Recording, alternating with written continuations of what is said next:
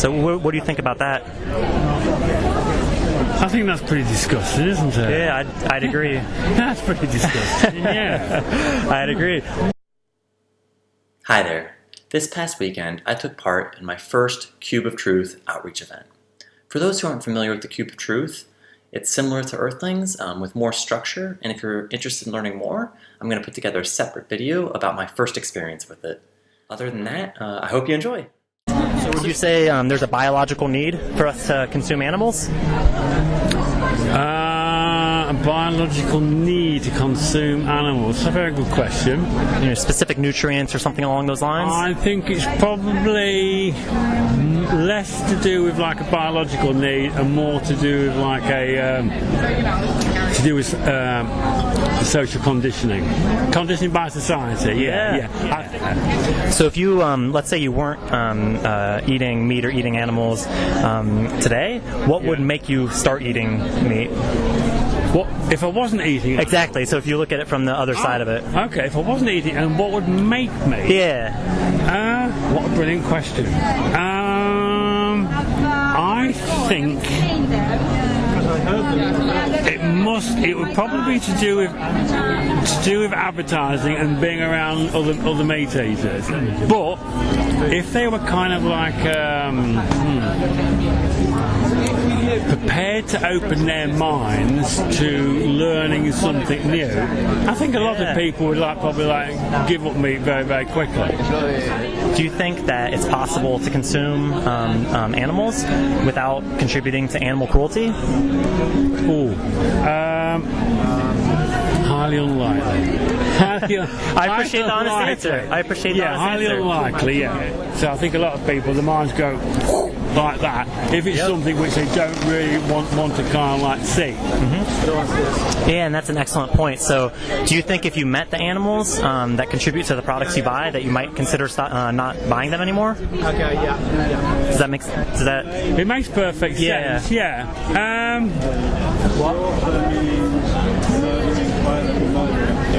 To be honest, I don't really know. I mean, it obviously got to get me thinking. I mean, my ex-girlfriend, she watches lots of kind of videos about cruelty to animals, and she shows me that. I mean, and she signs up, she gives to charities for dogs and cruelty to dogs in China and Korea and everything. And I don't want to watch the videos. I mean, if I don't know, if I could find some alternatives to meat which look like meat and taste like meat, I mean, probably I would just kind of switch.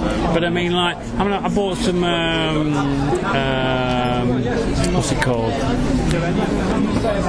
Well, I got some soya meat the other week, some soya chunks, right? And I thought, I'll make a few curries. And I made a meal, and some of it was really, really tasteless. I'm like, oh no, I can't do that. So then I'll go back to meat.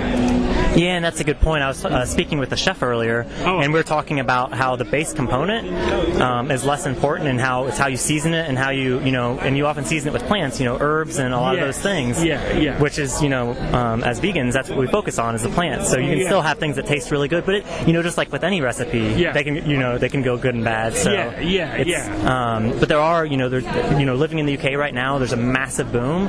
Everything you desire: vegan ice cream, vegan pizzas, vegan burgers, vegan sausages, literally you name it. Ice cream? Yeah. Oh, really? They use oftentimes soy milk or coconut milk. Oh, okay. And variants of that. Right. Basically, if you can name a nut, there's a milk variety of it. So cashew milk, everything that's out there. Yeah. And then I guess the male dairy calves, because they serve no purpose, are normally killed within the first day.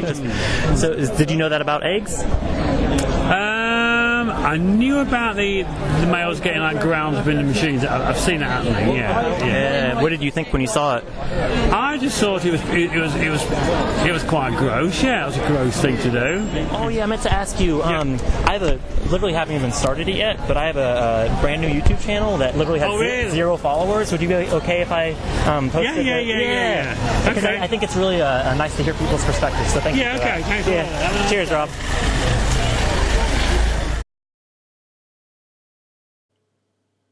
Yeah, so that was the interview.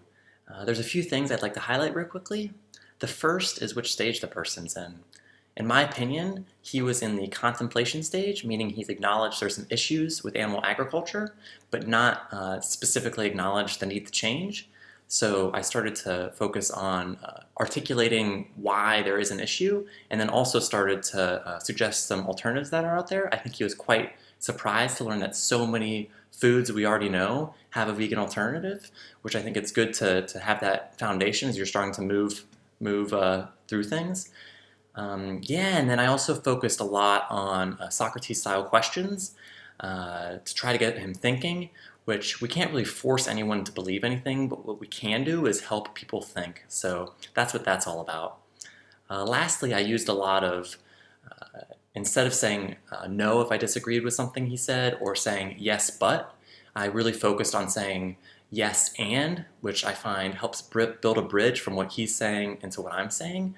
So I feel it worked quite well in this instance. So if you have any thoughts, please let me know in the comments below if you think it worked well, if you think there's ways I can improve. I'm always looking for new ideas. So yeah, so this has been a lot of fun. So I look forward to seeing you in the next video. I've lived here for about 20 years. Wow. and the two best decisions I've ever made in my life were stopping smoking and moving to Brighton.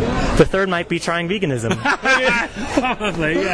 Thank you very much, Rob. Okay, really appreciate your time. You have a good day. You too. Cheers. Take it easy.